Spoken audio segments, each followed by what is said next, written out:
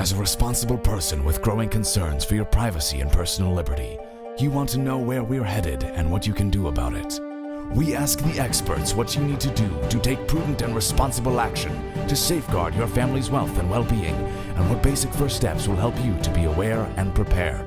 ReluctantPreppers.com. Welcome back, Reluctant Preppers. Tonight we have a distinguished returning guest, G Edward Griffin, author of The Creature from Jekyll Island. Another look at the foundation of the Federal Reserve is here with us again on Reluctant Preppers. G Edward Griffin, thank you for joining us here again on Reluctant Preppers. Well, thank you, Dunnigan. It's good to be here, and I appreciate the offer. When we were trying to arrange this interview with you, your administrative assistant explained to us that we couldn't get on your calendar because you were busy preparing for a Global Warming Hoax conference on a recent weekend. And we have you back now following that conference and wonder if you could give us some of the key takeaways and main messages that were delivered at that conference. Sure. It's a very exciting and interesting topic. First of all, I'd like to clarify that it wasn't really a global warming hoax conference. It was an anti-global warming hoax conference. And of course, I know that's understood, but I wanted to clarify the fact that we who were putting on the conference are very alarmed over the fact that, in our view at least, this whole issue of what they call anthropomorphic global warming, which means global warming caused by man, not by nature or the solar system or whatever, that this whole idea of man-made global warming is in fact a hoax. It's a gigantic hoax, and it's as we shall see as the program progresses, and when we look at the science of it, the people who are promoting it well know that the science is junk science.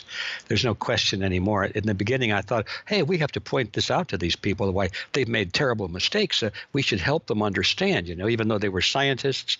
We were thinking, well, even scientists can make mistakes and all of that. But the deeper we got into it, Dunnigan, is we found that the so-called scientists, they were scientists for hire, had prostituted their profession and were deliberately and consciously distorting the data to produce a political result, not a scientific finding.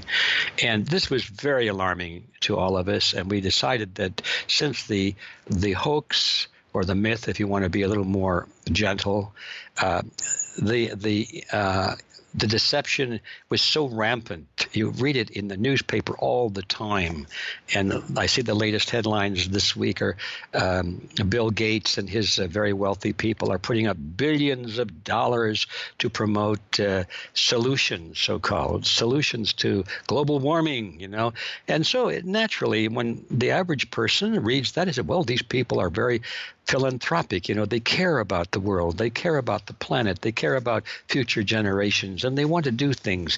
So all of this is overwhelming, and it's not so much the delivery of the false science, because that's pretty hard to do, because it is false. And the minute you get into the science, you begin to question it. So they try and stay away from the science and just talk about the heartwarming parts of it. Like we've got to preserve the planet. We've got to put an end to pollution, and we care about children, and all of these heartwarming things. As long as they're talking about that, who's going to object? We all want those things, and so we are inundated with this kind of information flowing over us every day, and it's really hard to break free from that and objectively face the scientific facts.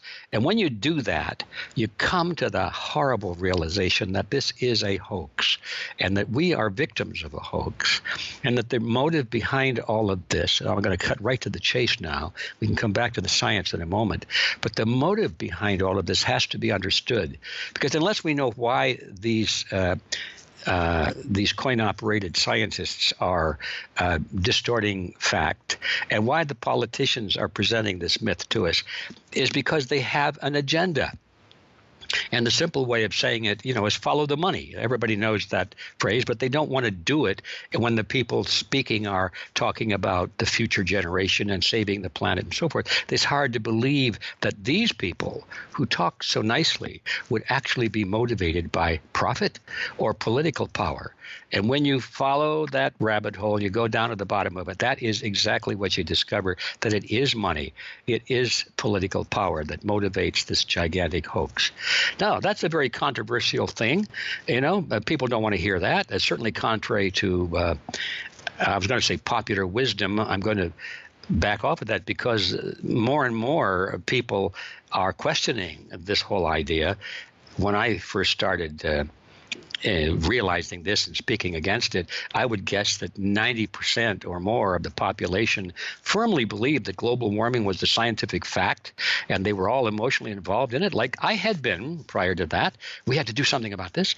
But now, the latest polls are showing that about half of the people, at least in the United States, and I think more than that in Europe and other parts of the world, so in general, I guess half of the population of the planet now has come to the awareness that, hey, this isn't really science at all.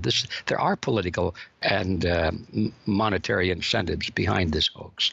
So progress is being made, but still, a lot has to be done because right now the leaders in this global warming myth or hoax, whatever you want to call it, are in the process of drafting laws, both at the national level and at the international level through the UN, which is going to make it illegal for people like us, or me in particular, to even question global warming. We're going to be classified as Holocaust deniers. Now they're going to call us global warming deniers, and that we are threatening the future of the planet, and we are criminals, and we should be put in prison.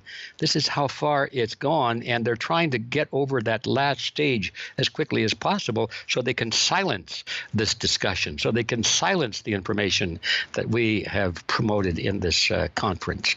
So time is running out, even though the population is waking up to the reality. If they are successful in criminalizing the questioning of this myth, well, then the game is over, and we've had it. So there's a kind of an urgency to this message, and that is what motivates us. Otherwise, we could sit back and say, oh, well, let them be wrong. Who cares? But we must care because they are passing laws and preparing to set into motion a political structure that is really totalitarian in nature. They're taking away our individual rights and our liberties, our right to property, our right to freedom of travel, now our right to freedom of expression. All of these things are being done in the name of stopping global warming, which doesn't even exist, or at least man-made global warming. So that's what's, in a nutshell, that's what the whole thing is about. I mentioned the junk science, which we could talk about, but the most important thing, I think, is to understand what motivates the myth makers in the first place. Once we understand that, then it becomes more plausible as to how they could be making such scientific errors, when in fact we realize that they're not errors at all, they're deception. And that's a horrible thing. All of what you've said is fascinating, and I do want to get into it a step at a time. One of the things that really leapt out, and that was the idea of silencing discussion. I have a scientific background, a scientific degree and training. I've spent a good part of my career in scientific in pursuit. And one of the hallmarks of science that attracted me and continued to attract me throughout that was the idea of open inquiry, the idea of that, as Galileo said, the nature is an open book to all who would choose to read it, and the idea being that the truth is before us, and we are half blind, stumbling around trying to figure it out, but that in order to help each other along the way, we naturally would share information, share insight, test hypotheses.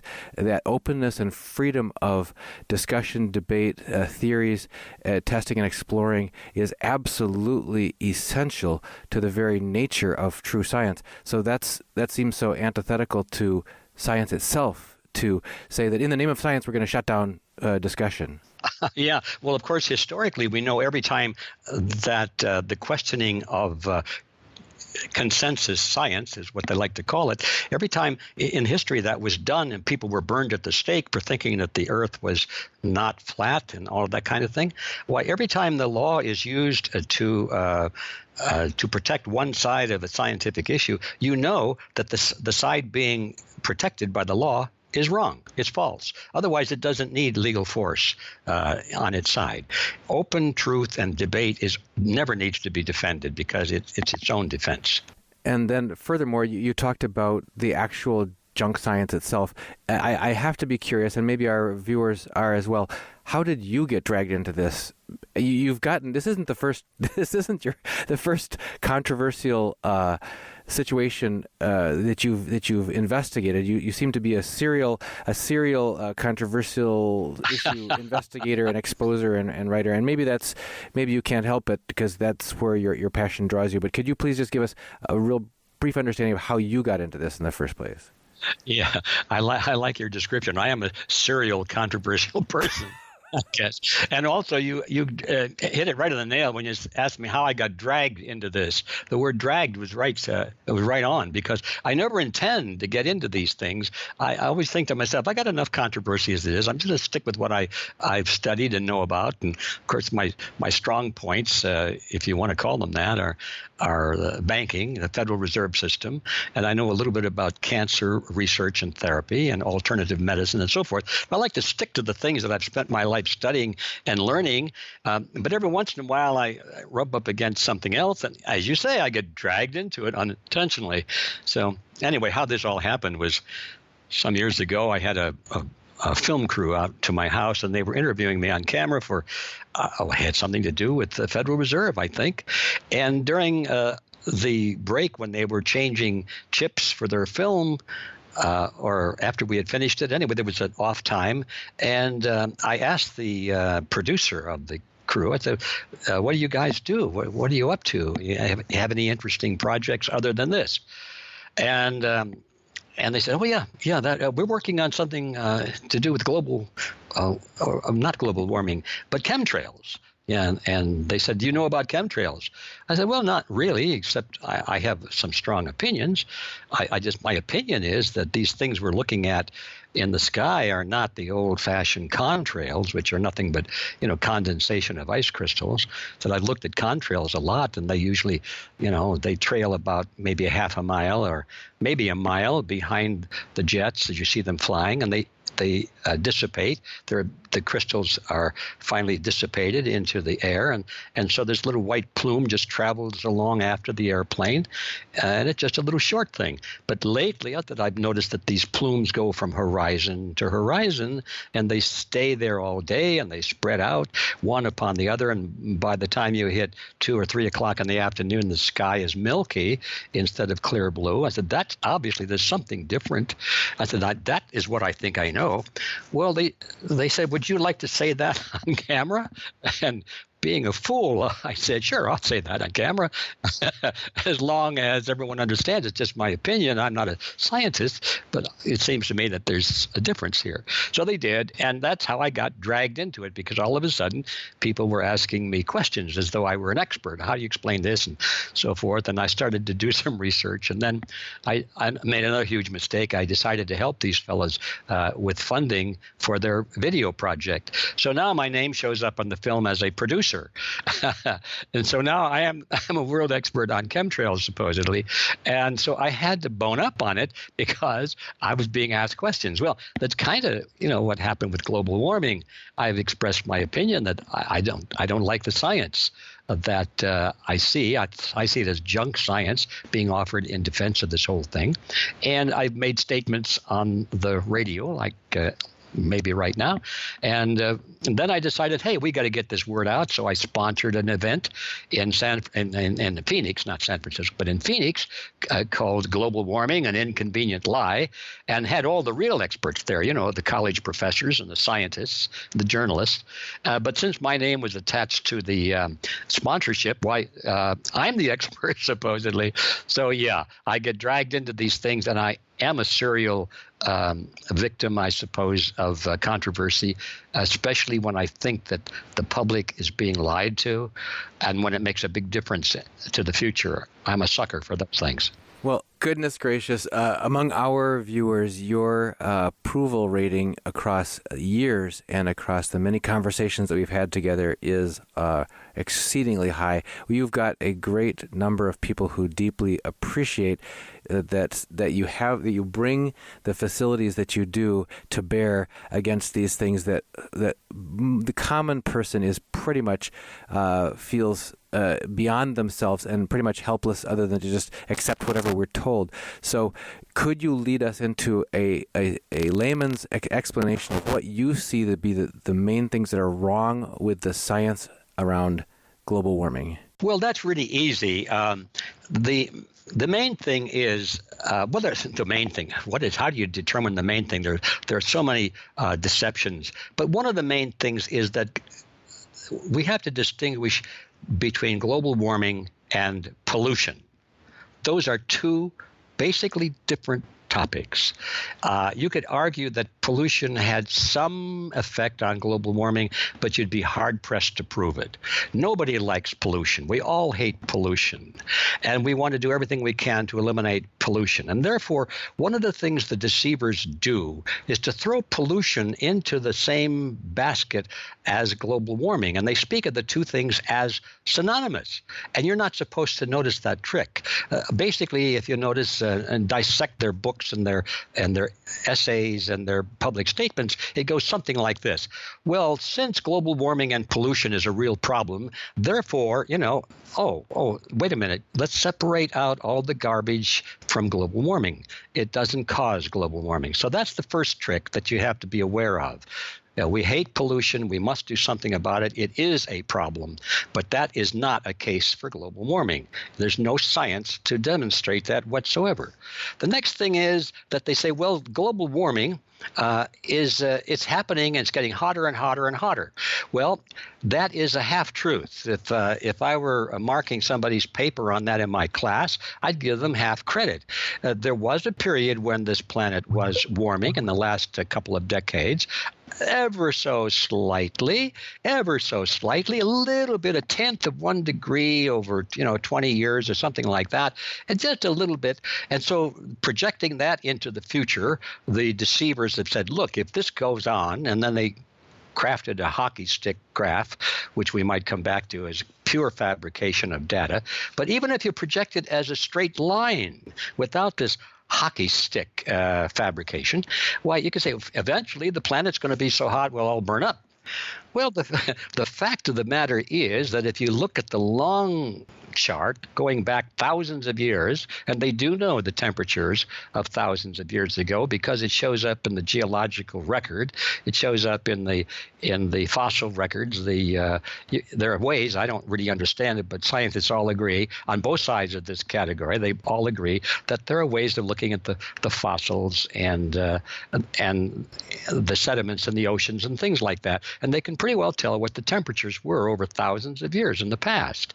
And when you look at the long picture, you find out that this little bit of global warming we've had in the last couple of decades is peanuts compared to the long record. We have had periods in our history many, many times, like 20, 30 times more warm than it is now, even warmer than they're projecting for the future to be the end of mankind. We've already had those temperatures on this earth, and life forms flourished under those conditions.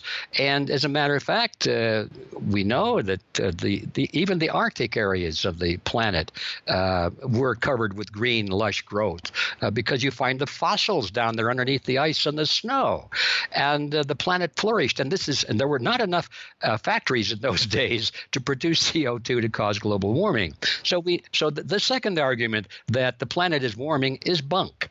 It was warming, and now it's going, we believe, and the evidence is showing, it stopped warming for sure. There's no doubt about that. The last 18 years or 19 years, there's been no global warming.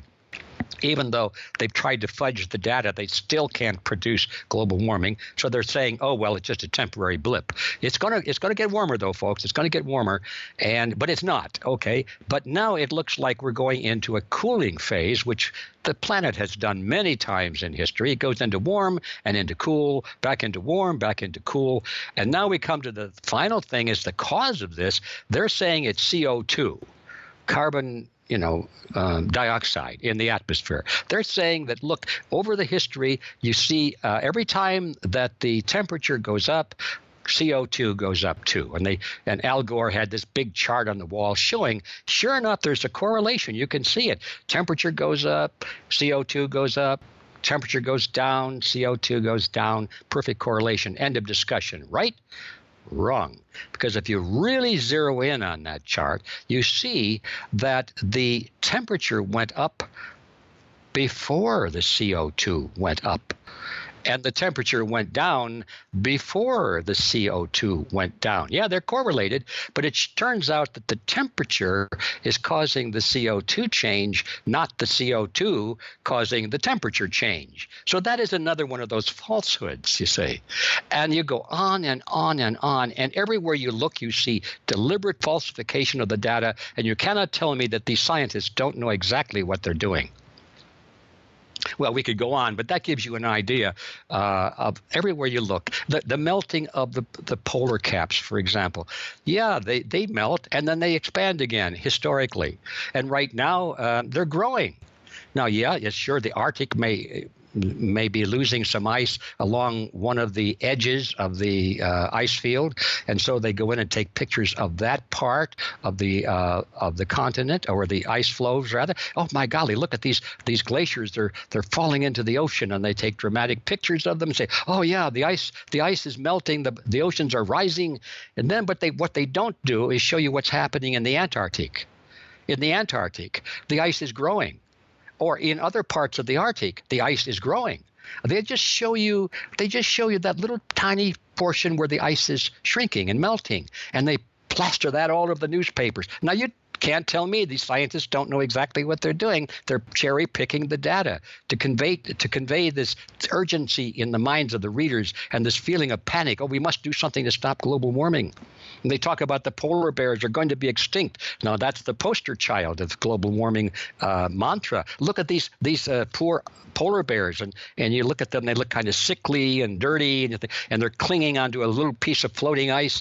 It's all bunk, because the polar bear population is growing, I say, really growing. They're beginning to wonder what to do with all these polar bears up there in the Arctic circles.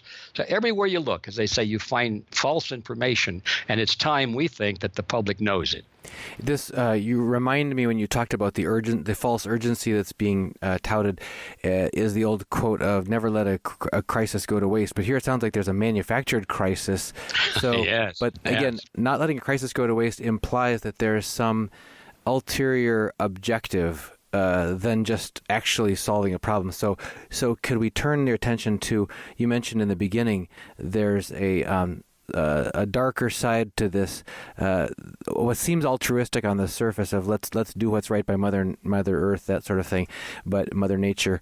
But if that's not, in fact, what's driving this crisis promotion, then can you turn to what are the real verifiable and demonstratable progressions? If you just, as you say, watch the money and watch the power, how does this play out? How does adopting a public mindset and perception of accepting the myth of global warming, how does that play out in terms of money shift and power shift? Well, it's the famous ploy of using fear to generate public acceptance of certain governmental policies that otherwise would be rejected. When people feel secure and they're happy with their existence, they are very jealous of their freedoms and their liberties and their privacy. But if you can convince them that their very survival is threatened by planetary environmental destruction or terrorism or crime or drugs or pornography or whatever a great threat can be presented to frighten people into questioning their security, then they're willing to give up their freedoms and their security, in other political security, I should say, and their privacy and whatever else, just to be protected in their mind against this terrible threat. Now, it's as simple as that. Machiavelli wrote about that years ago in his book, The Prince. He was giving advice to the prince. He said, look, if you want people to be content with your harsh rule, get involved in a war. You know, as long as they're worried about an enemy in a war, an enemy possibly coming in and taking over and killing them or putting them into slavery, they will accept any insult that you want to give to them because you are their leader and you are now defending them against this terrible threat. Now, Machiavelli wrote about that, and I'm sure it was well known before Machiavelli wrote about it too. It's just one of the things that political leaders know and they can observe. And so that's basically the game, is to frighten everybody so that their freedoms and their financial security, their privacy, none of these things make any difference, because otherwise we're all going to die, or we're all going to, the planet's going to be destroyed, and they frighten us to death. Some people have called that fear porn, and I think it's a good name for it. Look what's happening. All of the proponents of this global warming hoax, you'll find that they either are politicians or they work for institutions that are funded by governments. Almost without exception. I can't think of any exception.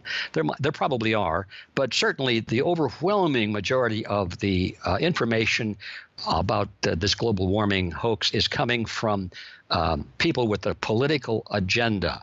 Now, that political agenda is power and money. And we hear a lot about the carbon tax, right? Well, think about that. The carbon tax. They're even preparing to replace our monetary system with a carbon-based currency, so that it's bad enough to have pieces of paper that aren't worth anything, but just think of digits in a computer that are backed by your carbon footprint. So the amount of money you have to spend depends on how much you follow the rules and don't use up electricity, or don't travel, which would burn gasoline, or don't do anything which would take energy, because you want to be a good citizen of the world, you see. And so the more you comply with the rules that the politicians hand down, why, the better off you'll be. But meanwhile, everybody is crushed with the carbon tax so that the politicians can continue to enjoy their lives very well. Thank you. That's really what it's all about. It's money and power, and it's all being sold to the people of the world as necessary. Yes, very uncomfortable, very undesirable, but necessary in order to save the planet. That, in a nutshell, is the game that they're playing. We've often had a precious metals and financial markets analyst by the name of Rob Kirby on our show, talking about the epic battle between globalists and sovereign states, and talking about the principle of subsidiarity, where natural law would dictate that decisions should rightly be made in order to give people the most autonomy, the most freedom at the lowest level, most local level, so that people can control their own destiny, control their own lives. And how that's the opposite of that if you look in, say, communist bloc countries and that sort of thing. We have command economies and people being, basically groomed up into what career they should take from when the day they're born, and having no choice in the matter, that sort of thing. So what does global warming have to do with globalism versus the sovereignty and the freedom of free people? Well, the global warming issue is the motivator of all of that. It is the thing, the scare, the terror, you might say, in the minds of people that conditions them to meekly accept any solution that is offered by their political leaders. Now, what is the solution? It all emulates from the United Nations. It goes back quite a while now. There was a series of conferences. I won't go into all of that, but anyone who's interested in it will find the whole history in our video series that we're soon going to release, which is basically a record of what transpired at this conference in Phoenix. But it goes back to what they call a Rio conference, and then there were other conferences all sponsored by the UN, at which they formulated a plan to completely collectivize the world. It was the formula. It was a blueprint, and they called it Agenda 21. Agenda 21 meant this is what the United Nations wanted to see all of the countries of the world adopt in the 21st century. Now, they called the Agenda 21 as being motivated by environmentalism. In other words, to fight global warming and pollution and all that sort of thing. But when you looked at the essence of it, you saw that it was nothing but, as you mentioned a moment ago, communism. It was the same thing as was advocated in the Soviet Union and in Red China. And now here in the United States, we don't realize, many people don't, that what we are now building in the United States is exactly the same system that we fought a war against against the Nazis. And it's the same system that they had in the Soviet Union and in Red China. They just don't call it that. It's collectivism. That's the generic name for it, and the name that we like to use. So in order to fight global warming, we're told, in this Agenda 21 program, is that we have to regulate all human activity. Now, that's their phrase. They say all human activity. But don't forget, the myth tells us that the global warming that doesn't exist is caused by human activity. Humans are the enemy. Human production, human activity. These are the things that must be controlled in order to preserve the planet. So, therefore, the governments of the world are the elements, the institutions that will control all human activity. Well, that's communism, that's socialism, that's Nazism, that's whatever you want to call it. It's collectivism. So using global warming as the foundation piece, they build this structure on top of it. Now we have Agenda 21, which is the plan to implement the control of all human activity in all parts of the world. And believe it or not, in the United States, Agenda 21 has been officially adopted in almost every county. In fact, I'm going to say every county in America, and in most municipal areas as well, without calling it that. You analyze, and in some cases they do call it that, by the way, but not necessarily. But if you analyze the structure of what they're doing, it's all exactly from the blueprint put out by the United Nations called Agenda 21. Now they've had a later version on it. It's called Agenda 2030. Or the 2030 Agenda. It's just the next step, and it's just more of the same. It's heading to the final destination of what they hope will be a new world order, is the phrase they like to call it. They invented that phrase, not us. The new world order, which is world government based on the model of collectivism. And world government isn't necessarily bad if it was based on the principles of freedom and individual protections. But no, this world government is based on the principles of collectivism, which means all power at the top and that the people at the bottom must serve the state.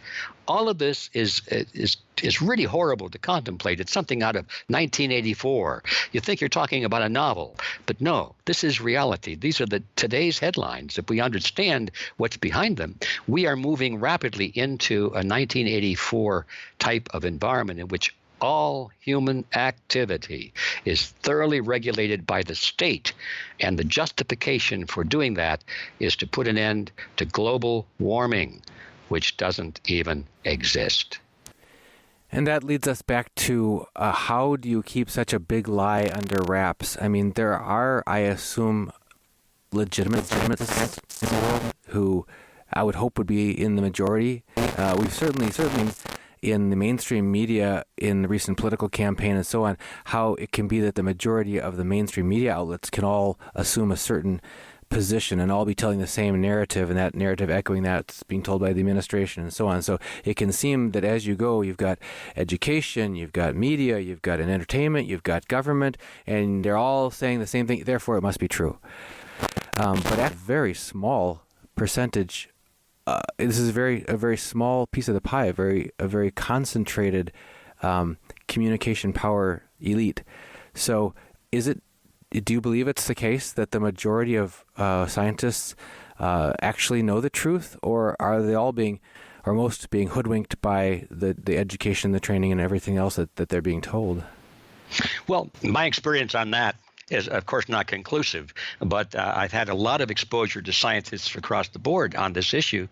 And my impression is that most scientists by far are aware that this is not good science. But the ones that work for government-funded institutions, even though they know it, are afraid to speak up because they know they'll lose their jobs. In fact, I won't mention the name, but one of the presenters at our conference, as a matter of fact, one of the strongest voices against this junk science, tells us that he is under tremendous pressure by the institution for which he works to shut up on this because they're afraid of losing federal funding. And if he doesn't close down his criticism of the global warming hoax, he thinks he's going to get fired.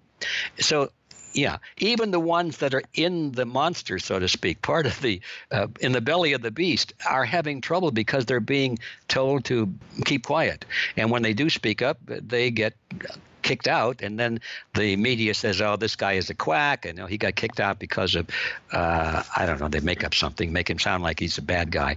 And but to your question, outside of the sphere of government, scientists universally know that this is a hoax, and they speak constantly about this consensus. 97% of all scientists agree that global warming is real, and so forth. Well, that is the biggest lie of all. When you take a look at the actual statistics, even the ones that they publish, you find that it's less than 1% agree.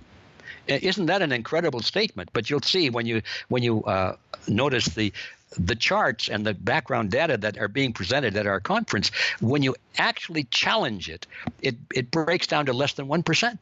And they say 97%, and it's quoted all over the news. Every time you turn around, 97% of the scientists agree. That's not true.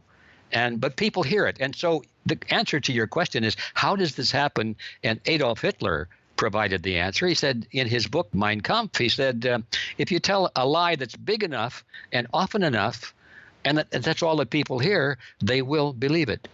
So there you have it. There's the answer. Of course, people are only hearing the lie, but hopefully with our conference being put on video and broadcast on the internet and distributed far and wide, they will hear something else for a change. They'll hear the truth.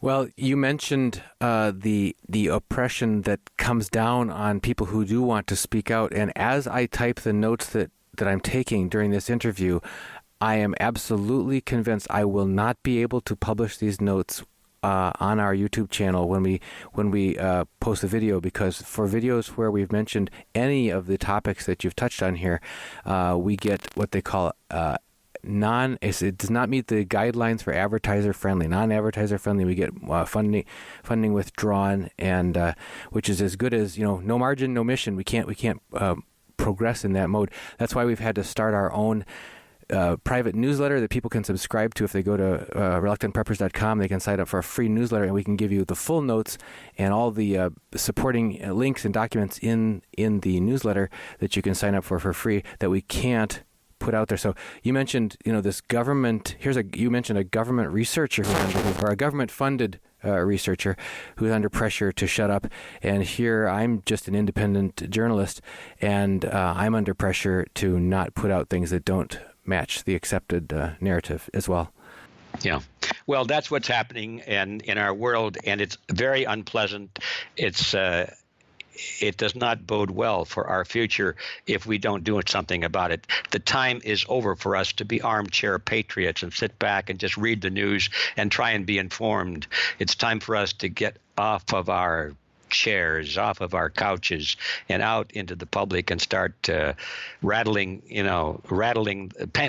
on on dishpans or something, making some noise and getting the truth out there. It's now or never. So that leads us to the final question, and that is, what do you think are the most effective actions that people can take to really contribute to getting the truth out there and exposing the falsehoods here? Because it sounds like if we don't, we are in the jaws of the trap are ready to close, and with no notice, we could find our individual freedoms and sovereignty, just completely taken away with no recourse.